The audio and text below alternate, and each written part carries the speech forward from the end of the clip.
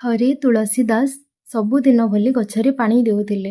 ହଠାତ୍ ସେହି ଗଛରୁ ଗୋଟିଏ ପ୍ରେତ ବାହାରିଲା ଓ ତୁଳସୀଦାସଙ୍କୁ କହିଲା, କହ ମୁଁ ତୋର କେଉଁ ଇଚ୍ଛା ପୂରଣ କରିବି।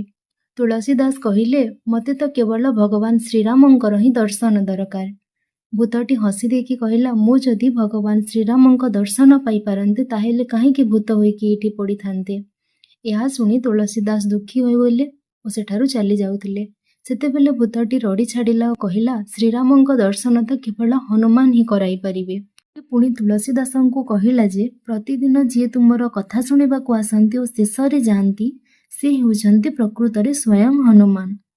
ପରଦିନ ଯେତେବେଳେ କଥା ସମାପ୍ତ ହେଲା, ତୁଳସୀଦାସ ସେହି ବ୍ୟକ୍ତିଙ୍କୁ ଚିହ୍ନି ପାରିଲେ ଓ ଦୌଡ଼ିକି ଯାଇ ତାଙ୍କ ପାଦ ଧରିଲେ। ଯେହେତୁ ତୁଳସୀଦାସ ସେହି ସ୍ଥାନରେ ହନୁମାନଙ୍କ ଦର୍ଶନ ପାଇଥିଲେ ତ ସେହି ସ୍ଥାନରେ ଗୋଟିଏ ମନ୍ଦିର ତିଆରି କଲେ, ଯାହାକି ଆଜି ବାରାଣାସୀର ସଙ୍କଟ ମୋଚନ ମନ୍ଦିର ଭାବରେ ଖ୍ୟାତ।